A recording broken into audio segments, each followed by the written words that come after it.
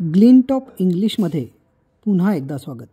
आपण टेन्सची सिरीज बघतोय आणि या टेन्सच्या सिरीजमध्ये आज आपण 10वा टेन्स बघणार आहे.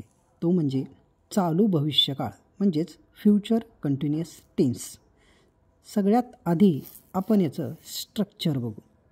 याचं स्ट्रक्चर आहे सब्जेक्ट प्लस शाल किंवा will plus be plus verb ING plus object. म्हणजेच या काळामध्ये सब्जेक्टनंतर शाल किंवा विल वापरलं जातं, त्यानंतर बी वापरलं जातं आणि त्यानंतर मुख्य क्रियापदाला ING प्रत्यय लावला जातो. आता हा काळ ओळखायचा कसा ते आपण पाहू. नियम नंबर 1. चालू भविष्यकाळामध्ये शाल आणि विल नंतर बी वापरले जाते. For example, you will be missing me, I shall be coming to you, they will be going to find you, he will be making it. या चारही वाक्यामध्ये शाल किंवा विल नंतर बी वापरलेले आहे. नियम नंबर 2. चालू भविष्यकाळामध्ये बी नंतर मुख्य क्रियापदाला ING प्रत्यय लागतो.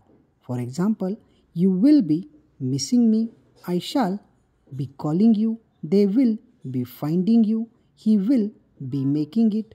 या सगळ्या वाक्यांमध्ये बी नंतर मुख्य क्रियापदाला ING प्रत्यय लागलेला आहे. नियम number 3.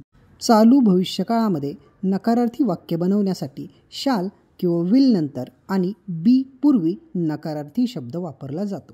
For example, you will not be missing me, I shall not be calling you, they will not be finding you, he will not be making it. या सगळ्या वाक्यांमध्ये शाल आणि विल नंतर नॉट वापरलेले आहे. तर हा होता चालू भविष्यकाळ, ज्या काळामध्ये तो ओळखायचा कसा आणि त्याची काही उदाहरणं आपण पाहिलेली आहेत. असंच सोप्या भाषेमध्ये इंग्रजी शिकण्यासाठी आपल्या चॅनलला लाईक, शेअर आणि सबस्क्राईब करायला अजिबात विसरू नका.